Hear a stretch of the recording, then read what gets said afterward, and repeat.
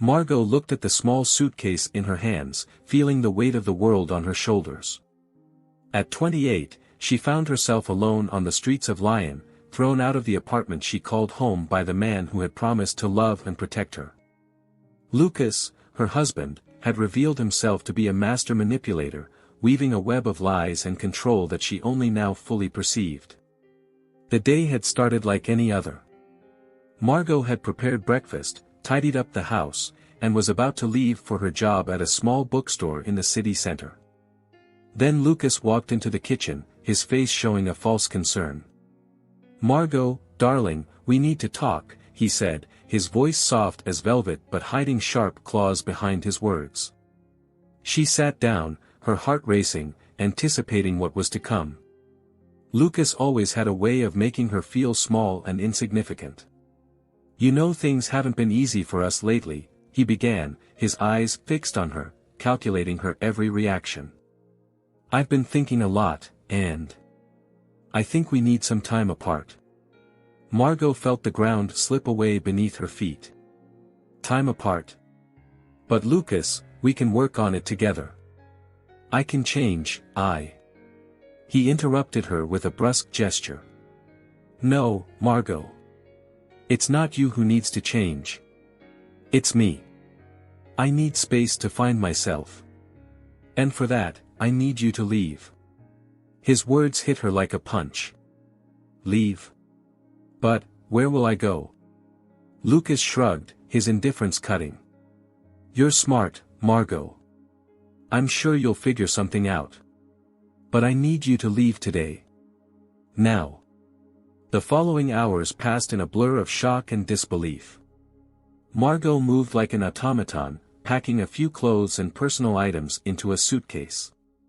Her hands trembled as she grabbed her toothbrush, the photo of her deceased parents, and the little money she had hidden in a drawer. Lucas watched her from a distance, neither helping nor comforting her. When she was finally ready, he opened the door, a cold smile on his lips. "Good luck, Margot. I hope you find what you're looking for out there."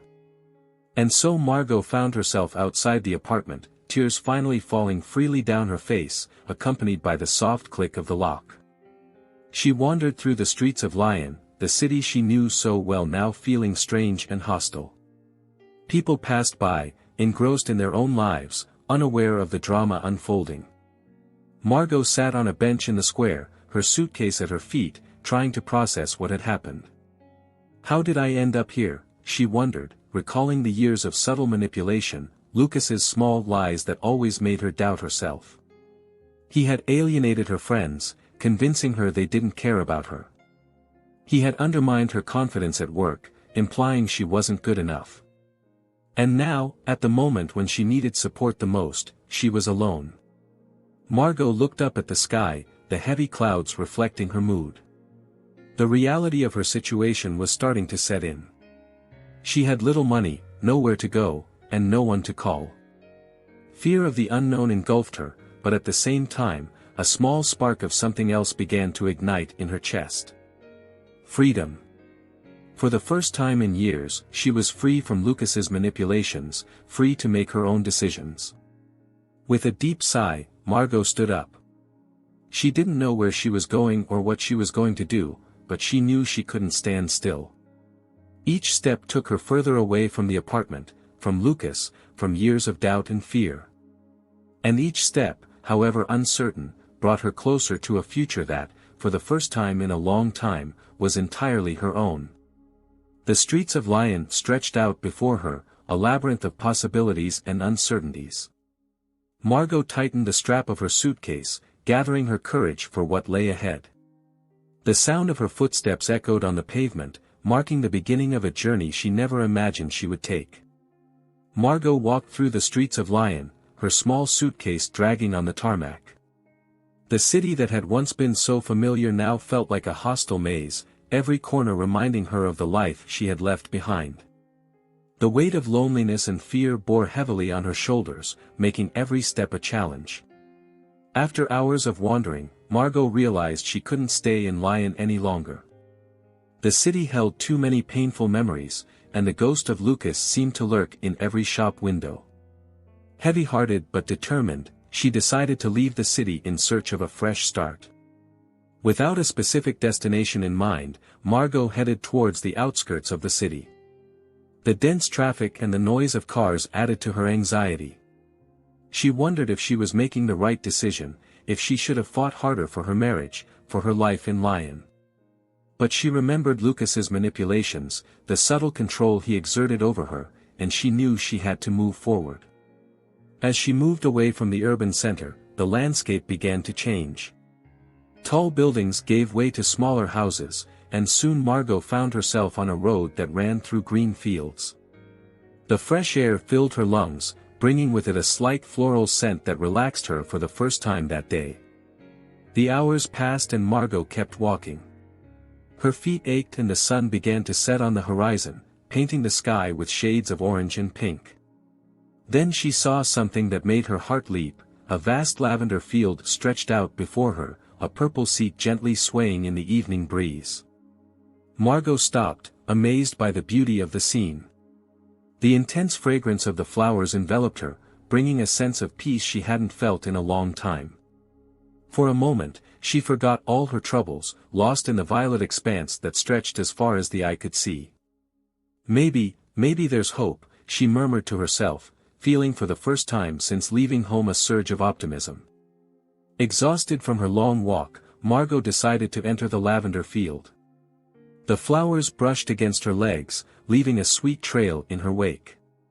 The sun continued its descent and Margot knew she needed to find a place to spend the night. Then she saw it, a small wooden cabin on the horizon, almost hidden by the vastness of the lavender field. At the sight of the structure, Margot quickened her pace, the promise of shelter giving her strength. As she got closer, the details of the cabin began to reveal themselves. It was a simple building, with weathered wood and a small porch at the front. The windows were dusty and vines climbed up one side, giving the cabin an almost magical air, as if it were an integral part of the lavender field. Margot stopped a few meters from the cabin, suddenly hesitant. What if someone was inside? What if it was private property? Her fears and insecurities threatened to take over, but she resolutely pushed them aside. She had no choice but to move forward. With cautious steps, she climbed the creaky steps to the porch. The silence was absolute, broken only by the occasional buzz of a late bee or the soft rustle of the lavender flowers in the wind. Margot took a deep breath, gathering her courage, and knocked on the door. There was no answer. She knocked again, louder this time. The sound echoed in the empty field, but no one responded. With care, Margot turned the handle. To her surprise, the door opened with a soft creak. The inside of the cabin was dark and Margot hesitated on the threshold, her heart pounding in her chest. She took a step inside, letting her eyes adjust to the dim light. The smell of old wood and aged paper filled her nostrils, mingling with the ever-present scent of lavender wafting through the cracks in the windows. As her eyes adjusted, Margot began to make out the outlines of the cabin's interior. It was a small but cozy space. There was a table in the center, covered in papers, and shelves on the walls, filled with books and dusty boxes. "Hello?" she called one last time, her voice echoing in the empty space. There was no response. Margot took a few more steps inside, her curiosity overcoming her initial fear. Then she noticed an old sign on the wall, "Welcome to the Provence Tourist Office." A hesitant smile formed on her lips. She hadn't just found shelter for the night, but perhaps also a starting point for her new journey. Margot turned on the small flashlight on her phone, illuminating the inside of the abandoned cabin. The beam of light danced across the walls, revealing layers of dust and cobwebs. The old tourist office seemed frozen in time, as if it had been waiting for her. Her attention was drawn to the central table, covered in a multitude of old papers and maps. Margot approached cautiously, her fingers brushing the dusty surfaces. Detailed maps of the Provence region were scattered around, some yellowed with age, others surprisingly well preserved. Incredible, she murmured to herself, her eyes tracing the lines and contours that depicted the beautiful French region.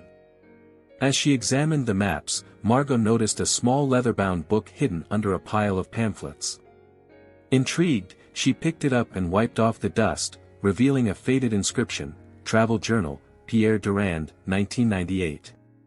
Her heart beating fast, Margot sat on a rickety chair and opened the journal. The pages were yellowed, but the elegant handwriting was still perfectly legible. She began to read, July 3, 1998, Today, I left Lyon in search of adventure and self-discovery. The weight of the big city, the expectations, and social pressures had become too much to bear. I decided to follow the call of the unknown, and here I am, lost in the lavender fields of Provence. A shiver ran down Margot's spine.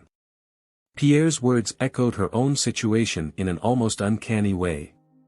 She continued reading, absorbed by the traveler's account. Pierre described his wanderings through the region, his encounters with locals, the breathtaking landscapes, and the picturesque little villages. But one passage in particular caught Margot's attention completely. July 15, 1998, Today, I arrived in a small village called St Remy de Provence. I have never felt such a sense of belonging. The locals welcomed me with open arms, as if I were an old friend returning after a long journey. There is a special energy here, a sense of community and acceptance that I have never found elsewhere. Margot read and reread the passage, feeling a growing sense of hope. Could this be the sign she was looking for? A direction amidst the chaos of her life? Determined to find out more, she continued exploring the cabin.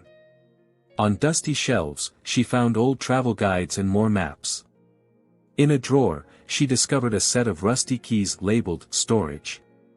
Curious, Margot tried the keys on a door at the back of the cabin she hadn't noticed before. After a few attempts, the lock gave way with a satisfying click. The storage room was small and dark, but the beam of her flashlight revealed something that made her heart skip a beat, an old camera hanging from a hook on the wall. Margot took it down carefully and turned it in her hands. It was an old model, but it seemed in good condition. Does it still work? She wondered, a sudden excitement taking hold of her. Back in the main room, Margot examined the camera more closely. To her great surprise, there was an undeveloped roll of film inside. Her mind raced. What could these photos reveal? Were they images taken by Pierre during his journey? Hours passed and Margot lost herself in the cabin's discoveries. Pierre's journal, the old maps, the mysterious camera, all combined to create a fascinating narrative that intrigued and inspired her. As the sky began to lighten, signaling the arrival of dawn, Margot realized she had spent the entire night exploring and reading. She felt exhausted, yet strangely invigorated. For the first time since leaving Lyon, she felt she had a purpose, a direction. Looking again at the map of Provence spread out on the table, her eyes found St Remy de Provence. The village that had enchanted Pierre so many years ago. Something inside her told her that was where she needed to go. Margot gathered her things, including Pierre's journal and the old camera. Before leaving, she took one last look inside the cabin, feeling a deep sense of gratitude for this unexpected refuge that had offered her not only shelter but also hope and direction. With a determined sigh, she opened the door and stepped out into the rising sunlight. The lavender field stretched out before her, bathed in the golden glow of the morning. Margot took her first steps towards St Remy de Provence, carrying with her not just her small suitcase, but also the stories and secrets she had discovered in the old tourist information booth. The sun was already high in the sky when Margot left the lavender field. The sweet scent of the flowers still lingered in the air, reminding her of the extraordinary night she had spent in the abandoned cabin. With Pierre's journal in her backpack and the old camera around her neck, she followed the directions on the map towards St Remy de Provence. The road was long and lonely. Margot walked along the roadside, occasionally lifting her thumb in the hope of getting a ride. Cars sped past, ignoring the young woman with the small suitcase.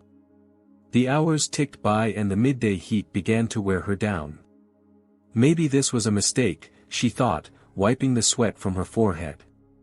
The initial excitement of her discovery in the cabin began to give way to exhaustion and doubt. Just then, Margot heard the sound of an old engine approaching.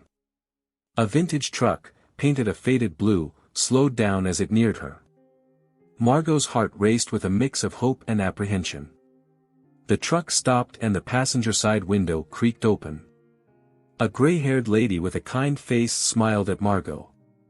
"Hello, dear. Do you need a lift?" the lady asked, her eyes sparkling with kindness. Margot hesitated for a moment, years of caution battling her desperate need for help. Finally, she nodded. "Yes, please. I'm going to St Remy de Provence." "What a wonderful coincidence," exclaimed the lady. "That's exactly where I'm heading. Hop in, dear." Gratefully, Margot climbed into the truck and placed her suitcase on the back seat. The interior smelled of lavender and old leather, an oddly comforting combination. "I'm Elise," said the lady as she started the vehicle. "And you, dear?" "Margot," she replied, feeling more at ease. "Thank you so much for the ride, Elise. I really appreciate it." Elise smiled, her eyes on the road. "It's a pleasure, Margot. It's not every day I have such interesting company. What brings you to St Remy?" Margot hesitated, unsure how much to reveal. Finally, she decided to tell the truth.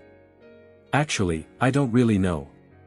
I left my life in Lyon behind and I'm looking for a fresh start." Elise nodded. "Ah, the search for a new beginning. Many people come to our little village for that reason. St Remy has something magical, you know. A place where people find themselves." Elise's words echoed those of Pierre's journal, reassuring Margot that she had made the right decision. Throughout the journey, Elise shared anecdotes about the region, her life in St Remy, and the visit she had just made to her daughter in Lyon. Margot listened with fascination, occasionally asking questions and sharing small details about her own journey. "And the camera?" Elise asked, noticing the object hanging around Margot's neck. Margot touched the camera affectionately. "It's a long story. I found it in an abandoned cabin in the lavender field. There's an undeveloped roll of film inside." Elise's eyes sparkled with curiosity. "How intriguing. You know, we have a photography studio in St Remy. I'm sure they'd be delighted to help you develop that film." The idea made Margot's heart leap. What might those mysterious photos reveal? The hours passed quickly in Elise's company. The landscape gradually changed, the fields giving way to olive groves and vineyards. By late afternoon, they finally saw St Remy de Provence on the horizon. The village was like a postcard, stone houses with colorful shutters, cobblestone streets, and charming squares with ancient fountains. Margot felt a wave of emotion as she saw the village for the first time, as if she were arriving home after a long journey. Elise guided the truck through the narrow streets until it stopped in front of a charming inn. "Here we are, dear. This is the inn my husband and I run. Why don't you stay with us for a few days while you get settled?" Margot looked at Elise and felt immense gratitude. "I don't know what to say. You've already done so much for me." Elise smiled and took Margot's hand. "Sometimes, dear, all we need is for someone to give us a chance. Welcome to St Remy de Provence." Tears in her eyes, Margot got out of the truck and looked at the warm, welcoming inn before her. For the first time in days, she felt a real sense of hope. A new chapter was about to begin. Days in St Remy de Provence passed quickly for Margot. Elise and her husband Henry's inn became a cozy refuge. The elderly couple treated Margot like family, offering her not only a roof over her head but also the human warmth she so desperately needed. One sunny morning, Elise approached Margot during breakfast. "Dear, Henri and I have been thinking. We could use some extra help at the inn. Would you like to work with us for a while?" Margot nearly choked on her croissant. I'd love to. But I have no experience in hospitality." Elise chuckled softly. Don't worry. You'll learn quickly. Plus, your French is excellent, which will be very helpful for our international guests. And so Margot began working at the inn. Her tasks ranged from cleaning rooms to helping at the reception and serving breakfast. Though the work was hard, she felt happy and fulfilled. Each day brought new challenges and lessons. One afternoon, while tidying up one of the rooms, Margot found a digital camera left behind by a guest. She took it to the reception, where Henri examined it. "What a shame," he said. "It seems the memory card is corrupted. All the photos from the guest's trip are probably lost." Margot had an idea. "Can I take a look?" Henri handed her the camera and watched Margot examine it with curiosity. To his surprise, she managed to recover the photos after a few minutes of fiddling. "Incredible!" Henri exclaimed. "Where did you learn to do that?" Margot smiled shyly. "I used to fix my family's electronics. I guess I have a knack for it." News of her photography skills quickly spread around the inn and then throughout the village. Guests and locals started asking Margot for photography advice and help with repairing their cameras. It was around this time that Margot rediscovered her passion for photography. During her free time, she explored St Remy with the old camera she had found in the abandoned cabin. She captured the golden evening light on the cobblestone streets, the warm smiles of the villagers, and the vibrant colors of the weekly market. One day, Elise found her contemplating her newly developed photos. "Margot, these photos are wonderful. You have a real talent." Margot blushed at the compliment. "Thank you, Elise. It's like the camera allows me to see the world in a new way." Elise smiled, an idea forming in her mind. "You know, the Lavender Festival is coming up. Why don't you organize a small exhibition with your photos? We could use the inn's lounge." The suggestion surprised Margot. "An exhibition? I don't know. My photos aren't that good." "That's nonsense!" Elise exclaimed. "Your photos capture the very essence of St Remy. People will love them." Reluctantly, Margot agreed. The following weeks were a whirlwind of preparations. She selected her best photos, worked on enlargements, and even created short captions for each image, telling the story behind them. The day of the exhibition arrived. The inn's hall was decorated with bouquets of lavender, and Margot's photos adorned the walls. As visitors began to arrive, she felt her nervousness grow. "What if they don't like it?" she whispered to Elise. The older woman smiled gently. "Trust yourself, dear. You've captured the beauty of our village. They will love it." To Margot's surprise and delight, the exhibition was a success. Locals and tourists praised her work, marveling at how she had captured the essence of St Remy. Among the visitors was Jean-Pierre, the editor-in-chief of a renowned travel magazine. He spent a long time examining each photo, occasionally taking notes in a small notebook. At the end of the evening, Jean-Pierre approached Margot. "Mademoiselle, your photos are extraordinary. They capture not only the physical beauty of St Remy but also its soul. I would like to publish some of them in our next issue." Margot was speechless, her mind racing with the possibilities opening up before her. Suddenly, the path ahead seemed clear and bright, full of promise and potential. That night, lying in her bed at the inn, Margot reflected on her journey. From the pain and uncertainty in Lyon to the discovery of a new purpose in St Remy. She fell asleep with a smile on her lips, eager to see what the future held. The following months brought remarkable transformation for Margot. The publication of her photos in the travel magazine opened doors she had never imagined. Her phone kept ringing with job offers and invitations to exhibit her work in local galleries. But her career wasn't the only thing flourishing. Margot felt increasingly integrated into the St Remy de Provence community. Mornings began with coffee and fresh croissants at the local bakery, where she chatted with the villagers. Afternoons were spent wandering through lavender fields, capturing the golden sunset light in her photographs. One evening, while helping Elise prepare dinner at the inn, the old lady remarked, "You look so different from the frightened young woman who arrived here months ago, dear." Margot smiled as she chopped tomatoes for the salad. "I feel different, Elise. It's like I've found a part of myself I didn't know existed." Elise nodded sagely. "Sometimes, you have to lose yourself to truly find yourself." Elise's words resonated deeply with Margot. She thought back to her life in Lyon, to Lucas's stifling grip, and realized how much she had grown since then. That evening, sitting on the inn's balcony, Margot flipped through Pierre's journal she had found in the abandoned cabin. Pierre's words felt even more meaningful now. St Remy is not just a place, it's a state of mind. "Here, I found the courage to be truly myself." Margot closed the journal, feeling a deep connection to Pierre and his journey. Weeks turned into months, and Margot continued to thrive. Her reputation as a photographer grew, and she began teaching photography classes to tourists and locals.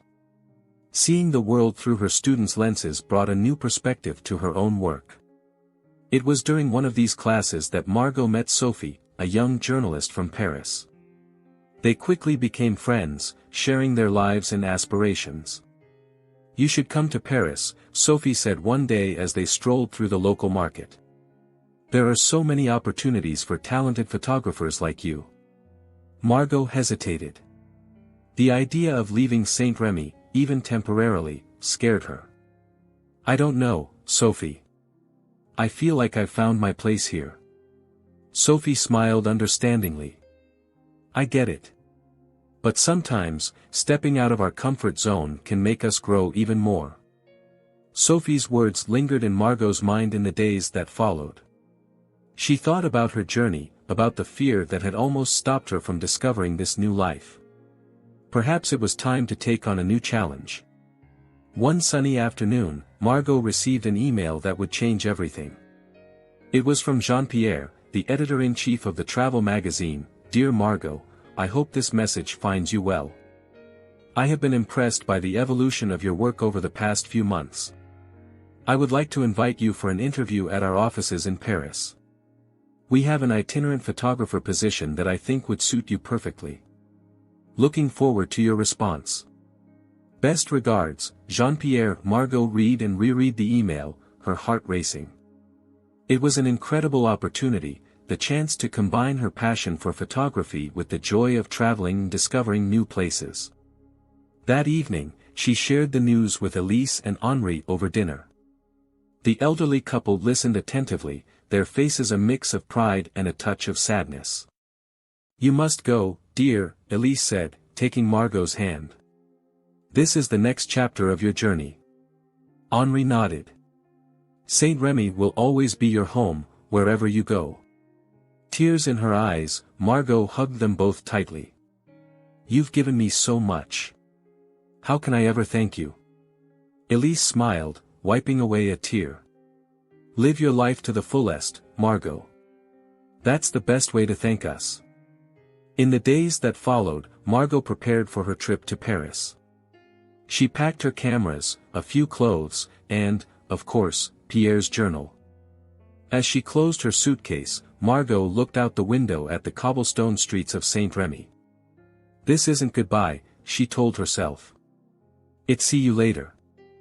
With a heart full of gratitude for the past and anticipation for the future, Margot was ready for the next chapter of her life. Paris awaited her, with all its promises and possibilities.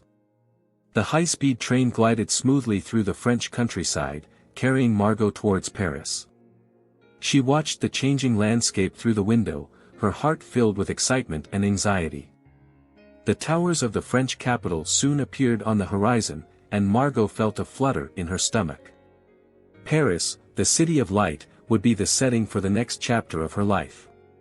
Disembarking at the Gare de Lyon, Margot was immediately enveloped by the frenetic energy of the city.